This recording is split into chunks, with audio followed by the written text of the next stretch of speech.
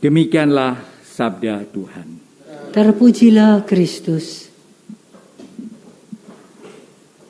Ya, saudara sekalian, kita membaca kedua bacaan suci ini dalam perspektif pertobatan.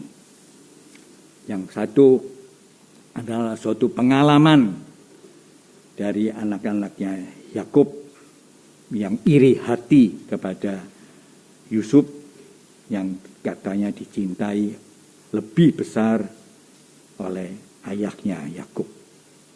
Dan iri hati itulah menyebabkan Yusuf hampir dibunuh, tetapi lebih baik dijual untuk menghasilkan uang yang bisa mereka pakai untuk hidup mereka berfoya-foya.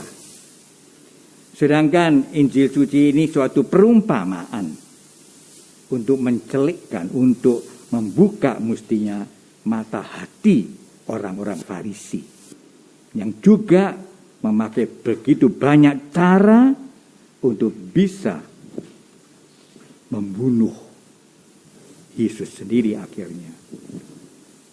Tetapi cerita ini dibacakan untuk menggambarkan bahwa suatu kejahatan akan menjadi lebih jahat kalau orang itu tidak bertobat. Karena pertobatan bukan soal mengaku dosa. Pertobatan bukan hanya untuk menyesal. Tapi orang yang menyesal tidak pernah bisa menjadi tidak berubah. Pertobatan adalah suatu tindakan orang yang tahu akan kejahatan yang dilakukannya, maka dia tidak hanya minta maaf, tapi dia akan berubah. Dan itu sulit. Di dalam hidup sehari-hari, ya kami ambil contoh suami istri, karena itulah hidup yang sering terjadi. Pertengkaran suami istri menjadi lebih besar. Yang tadinya tadinya hanya masalah yang kecil, remeh, menjadi besar hanya karena sombong. Apakah itu suami, apakah itu istri, tidak mau mengatakan maaf. Kata maaf seolah-olah sulit bagi suami. Dan juga mungkin juga istri, tapi lebih-lebih suami karena gengsi. Jadi pertobatan saudara sekalian bukan soal yang remeh, pokoknya aku sudah mengaku dosa, diberi penitensi, beres. Karena mengaku dosa itu memakai sarana memang, sakramen pertobatan itu, tetapi supaya orang itu terbuka hatinya.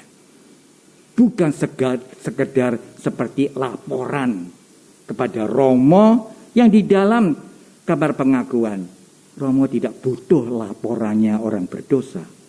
Tapi Romo ingin karena Kristus supaya orang ini berubah. Karena itulah maka contoh ini tepat untuk membuat masa pertobatan ini mendewasakan iman Anda sekalian. Termasuk saya juga. Kapan iman ini bisa bertumbuh? Kalau orang itu jujur dalam hati. Kalau orang itu tahu aku harus berubah. Nah, contoh-contoh yang dalam Injil ini tidak berubah, malah tambah jahat, tambah cari akal untuk, dan inilah masyarakat itu. Dalam pandemi ini banyak orang kaya karena menjual sesuatu yang mestinya untuk rakyat mencari keselamatan, tapi dimanfaatkan, jual semua alat-alat yang bisa mencegah tersebarnya virus itu menjadi keuntungan besar. Ini sungguh bagi orang-orang kita tidak tahu permainan licik. Seringkali orang-orang yang kaya ingin menjadi lebih kaya di tengah-tengah masyarakat yang menderita. Semuanya ini, saudara sekalian, tidak perlu menimbulkan rasa benci atau putus asa, tapi membuat kita sendiri, saya mulai dengan Anda, untuk berubah. Yang tadinya selalu marah-marah ke pihak istri, sedikit-sedikit marah-marah, istrinya juga sedikit-sedikit ngambek begini. Itu kan suatu perbuatan yang tidak baik, memberikan contoh kepada anak juga tidak baik, dan hidup itu menjadi tegang. Imunitas di dalam diri kita ini akan juga menjadi merosot, dan penyakit tidak akan hilang sampai makin ini. Maka disitulah pertobatan merupakan suatu kesembuhan batin untuk membuat kita makin dalam, makin mengerti besarnya kasih Tuhan. Semoga saudara sekalian, jalan salib yang tadi Anda lakukan bukan sekedar suatu devosi, tapi suatu niat saya akan berubah dan disempurnakan dengan Ekaristi Suci, merayakan Yesus yang telah berkorban dan menjadi penyelamat. Itulah perayaan Ekaristi Kudus. Marilah kita bawakan ini, kita persembahkan ini kepada Tuhan, dan kita jadikan jalan salib hidup kita sendiri. Dan Ekaristi memberikan karunia yang luar biasa karena Tuhan adalah kasih.